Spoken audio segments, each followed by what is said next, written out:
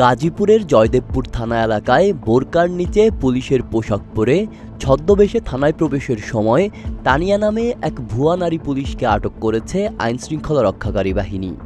বৃহস্পতিবার রাত 10টার দিকে এ ঘটনা ঘটে। আটক তানিয়া গাজীপুর সদর উপজেলার পিরুজালি এলাকার বাসিন্দা এবং আবু তালেবের মেয়ে।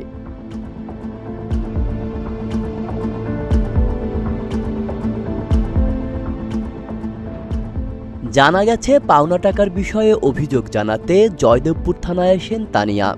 অভিযোগের আড়ালে তিনি পুলিশের ইউনিফর্ম পরে নিজেকে নারী উপপরিদর্শক পরিচয় দেন এবং একজন কনস্টেবলকে স্যার বলে সম্বোধন করায় দায়িত্বরত ডিউটি অফিসারের সন্দেহ হয়।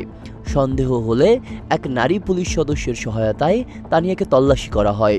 পরে জানা যায় তিনি কোনোভাবেই পুলিশের সদস্য নন।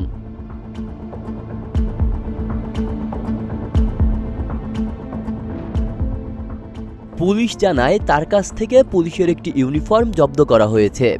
পরবর্তীতে তার দেয়া তথ্যের ভিত্তিতে বাসায় অভিযান চালিয়ে জিএমপির পোশাক সহ পুলিশের ব্যবহৃত আরও বিভিন্ন সরঞ্জাম উদ্ধার করা হয়।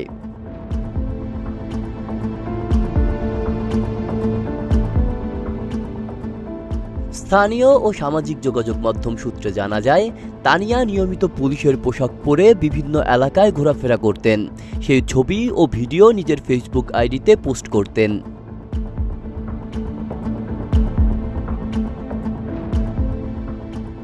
জয়দেবপুর থানার ভারপ্রাপ্ত কর্মকর্তা তৌহিদ আহমেদ বলেন, তানিয়া নামে এক ভুয়া নারী পুলিশকে আটক করা হয়েছে।